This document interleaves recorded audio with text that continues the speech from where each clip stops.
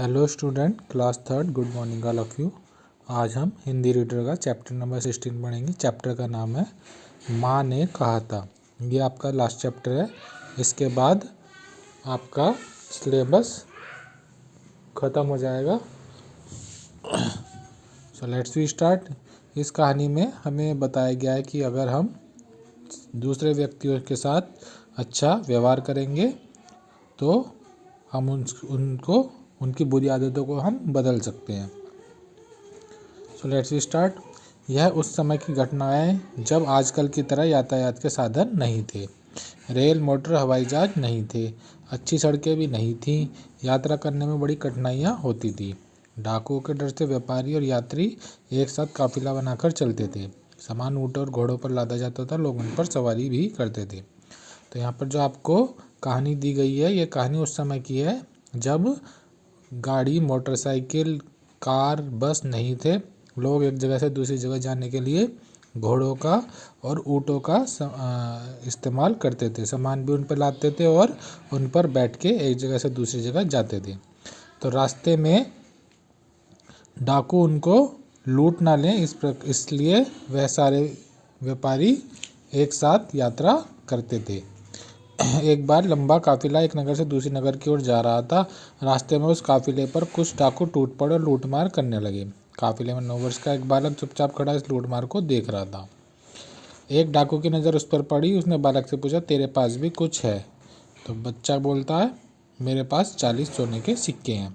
डाकू हंसकर बोला, क्या कहा, तेरे पास 40 सोने के सिक्के हैं? बालक ने कहा, जी हाँ। डाकू बालक का हाथ पकड़कर सरदार के पास ले गया और उनसे बोला, यह लड़का बताता है कि इसके पास 40 सोने के सिक्के हैं। तो यहाँ पर बताया गया कि एक बार बहुत सारे व्यापारी काफिला बनाकर एक साथ यात्रा कर रहे थे। तो रास्ते में उनको डाकुओं ने लूटपाट करनी उनको शुरू कर दी। तो उस काफिले में एक 9 वर्ष का बालक भी था। जो डाकू होते हैं वो उस बालक से पूछते हैं, तेरे पास भी कुछ है? बच्चा कहता है, मेरे पास 40 सोने के सिक्के हैं। जब वो बच्चा उनसे इस तरह से बात करता है तो उस बच्चे को पकड़ के वो अपने सरदार के पास ले जाते हैं।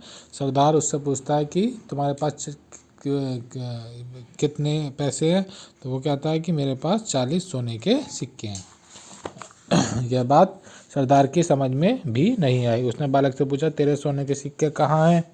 बालक ने अपनी सदरी उतारी और उसके अस्तर को फाड़कर सभी सिक्के उनके सामने डाल दिए। सदरी होती है जैकेट, जो कुर्ते के ऊपर जैकेट पहनते हैं उसको सदरी बोलते हैं। तो बालक ने अपनी सदरी उतारी और उसके अंदर जो अस्तर कपड़ा लगा होता है उसे फाड़कर सभी सिक्के उनके सामने डाल दिए। डाकू हैरान रह गया। सरदार ने पूछा, लड़के, सिक्कों को इस प्रकार रखने का उपाय तुझे किसने बताया? बालक ने उत्तर दिया, मेरी माँ ने इनको सदरी के अस्तर में सी दिया था जिससे किसी को पता ना चले। सरदार ने अचंभे से पूछा, तो तुमने इन सिक्कों के बारे में हमको क्यों बता दिया? बालक ने कहा, मैं झूठ कैसे बोलता? घर से चलते समय माँ ने कहा था, बेटा कभी झूठ मत बोलना, झूठ बोलना पाप है। तो जब सरदार उससे पूछता है, तुम्हारे सोने के सिक्के कहाँ? तो वो अपनी जैकेट उतारता है और उसके अंदर का कपड़ा फाड़ के उस सोने के सिक्के उनके सामने डाल देता है। तो सरदार उससे पूछता है कि ये सोने के सिक्के इस तरह से रखने का तुम्हें किसने बताया? वो कहता है कि मेरी माँ ने ये इस तरह से जैकेट में सिल दिए थे। सरदार पूछता है, तो तुमने हमें क्यों दे दिए ये सिक्के? वो कहता है कि क्योंकि मेरी माँ ने कहा था कभी झूठ मत बोलना, इसलिए मैंने झूठ नहीं बोला। सरदार के दिल पर बालक की इस बात का बहुत अधिक प्रभाव पड़ा। वह अपने साथियों से बोला, यह छोटा सा बच्चा अपनी माँ का इतना कहना मानता है कि ऐसे संकट में भी झूठ नहीं बोला। हम लोग बड़े होकर भी ईश्वर के बताए रास्ते पर नहीं चलते और लूटमार करते रहते हैं। डाकुओं ने उसी समय तय कर लिया वो कभी लूटमार नहीं करेंगे। उन्होंने लूटा हुआ सामान भी वापस कर दिया। काफिले वाला अपना सामान पाकर बहुत प्रसन्न हुआ और उस बालक को धन्यवाद दिया और उसका आदर करने लगे। बड़ा होकर यह बालक एक महान संत बना। तो सरदार ने जब उस बच्चे की बात सुनी तो सरदार ने कहा, एक छोटा सा बालक अपनी माँ का कहना नहीं मानता, जबकि हम इतने बड़े होकर भी ईश्वर के बताए हुए रास्ते पर नहीं चलते। भगवान ने कहा है कि कभी किसी को परेशान नहीं करना चाहिए, चोरी नहीं करनी चाहिए और किसी का सामान भी नहीं चुराना चाहिए, लेकिन हम वही करते हैं। उस दिन के बाद से डाकुओं ने लूटपाट करनी बंद कर दी और जो व्यापारी से सामान लूटा था वो भी उनको वापस कर दिया। सभी लोगों ने उस बच्चे का धन्यवाद दिया और आगे चल के वो बच्चा एक बहुत बड़ा संत बना। तो इस चैप्टर से क्या सीख मिली? यही सीख मिली कि हमें सबके साथ अच्छा व्यवहार करना चाहिए और बड़ों का कहना मानना चाहिए।